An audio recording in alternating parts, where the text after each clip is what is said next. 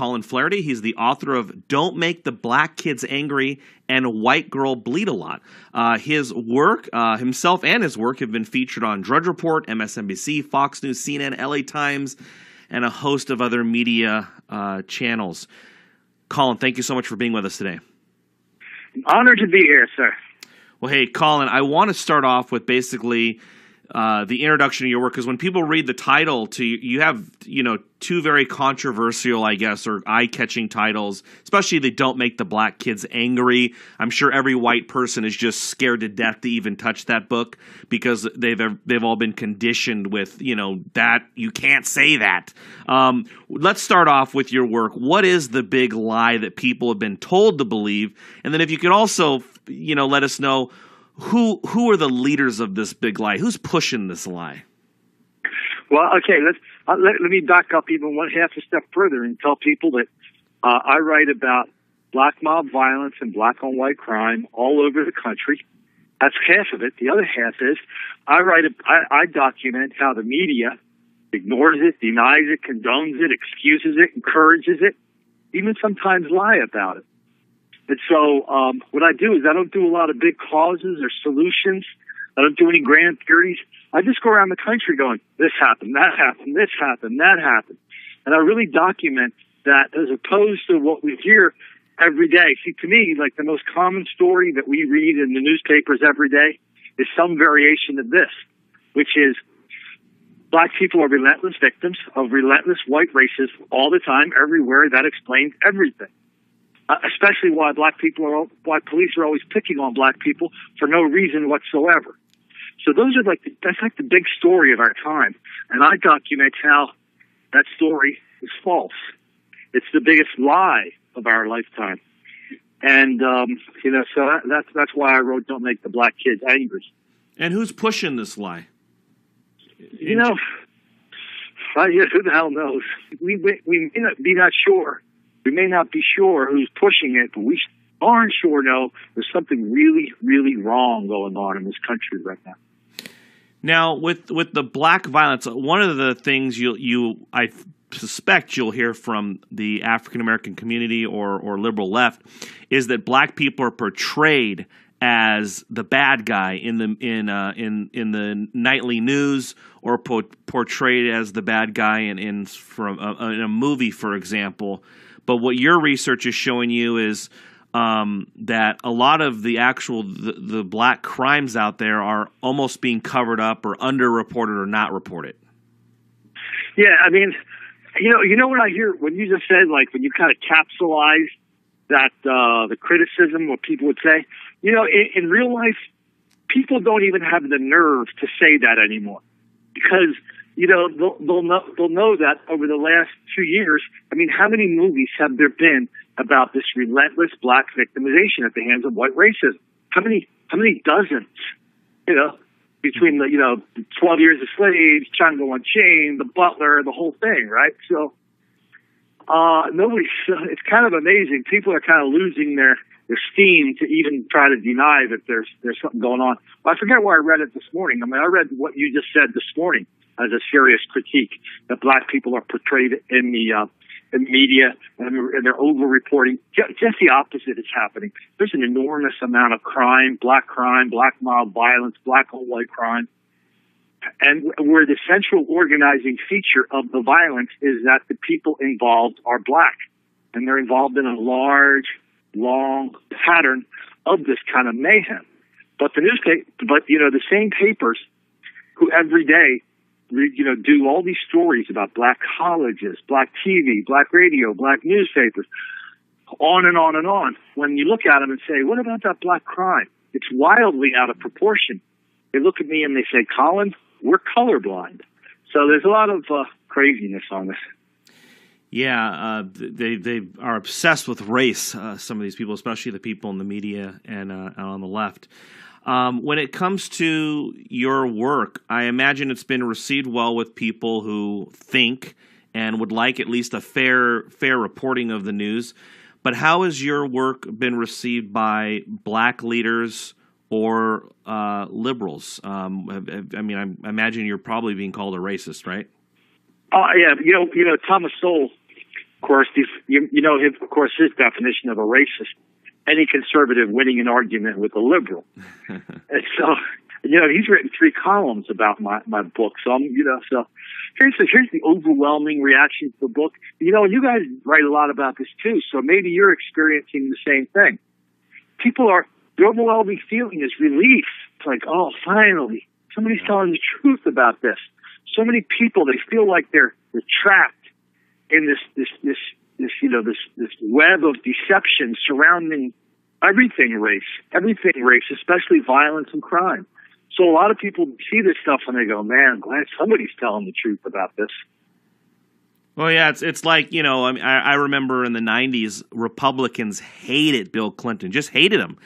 And then now they hate Obama, but, they can't hate Obama like they hated Clinton because now they're just labeled as redneck racists. And it seems like a lot of the white community, and of course this is generalizing hundreds of millions of people, but it seems like a lot of the suburban type white community people have moved beyond racism and they've completely let go whatever those lines were.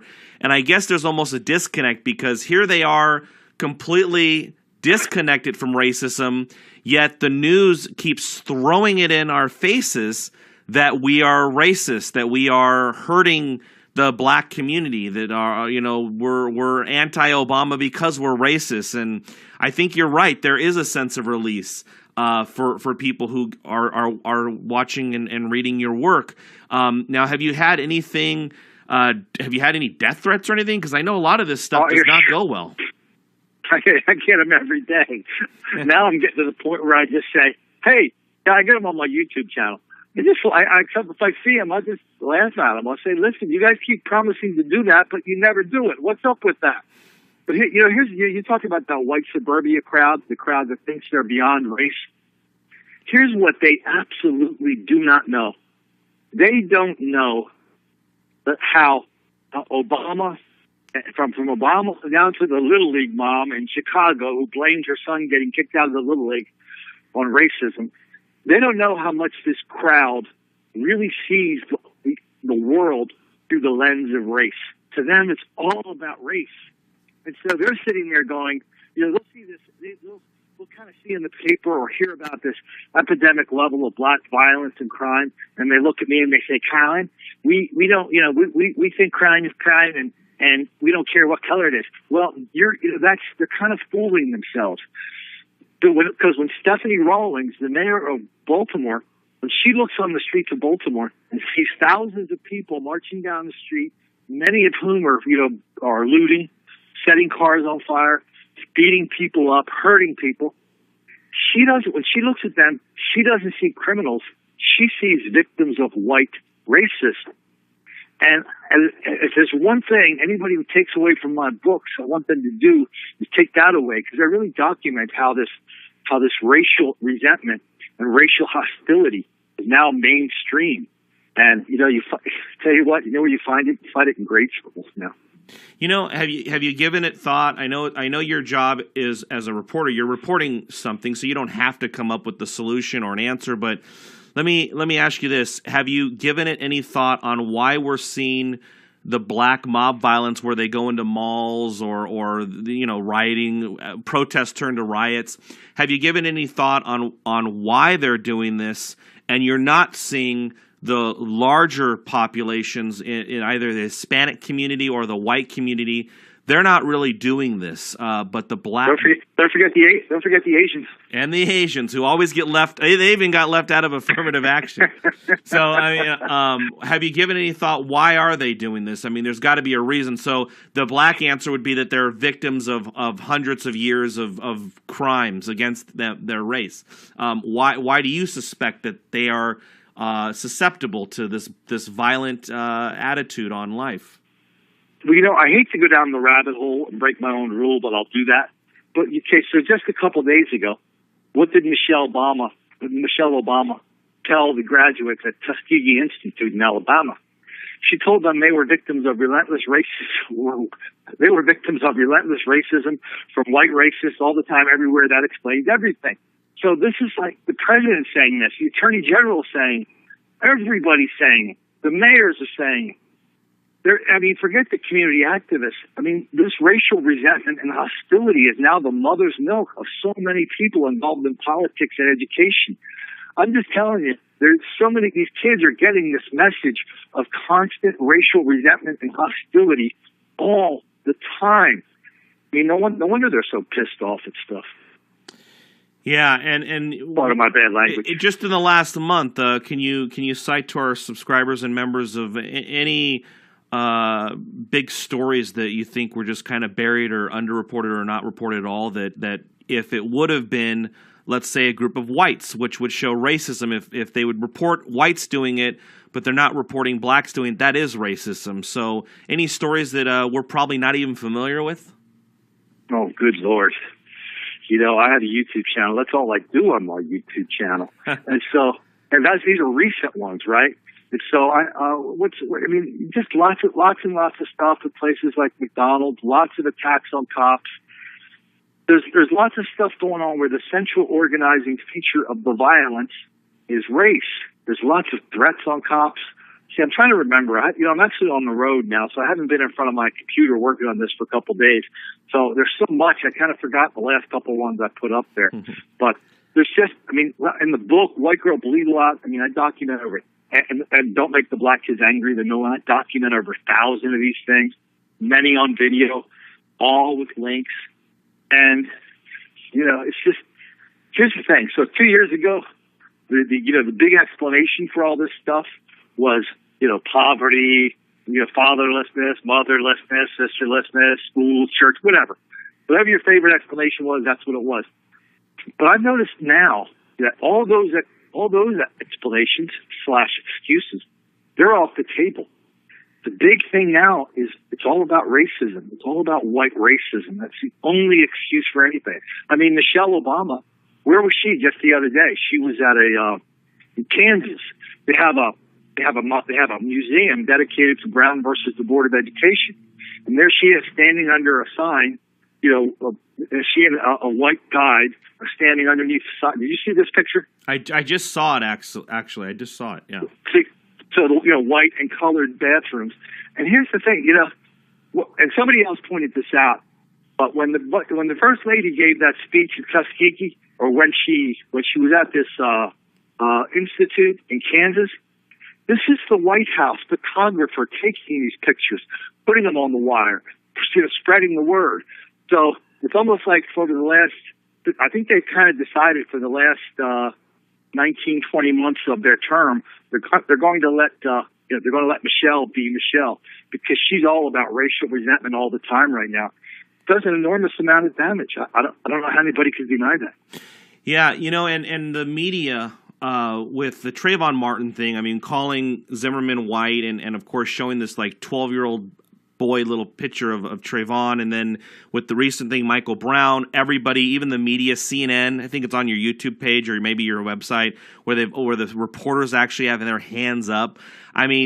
This kind of stuff and these kind of lies being supported and advocated by the liberals or by the media.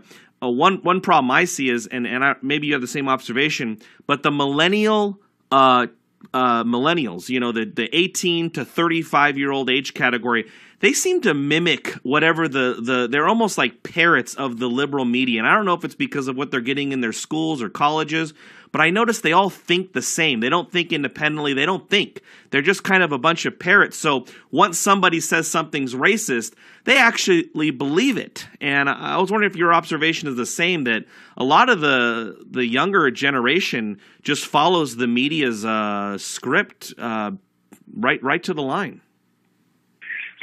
I'd like to see somebody do a poll on that, because I know exactly what you're talking about. But I've also seen kids in that same generation look at this. Maybe the kids who were victims of affirmative action that couldn't get into the college that they wanted, and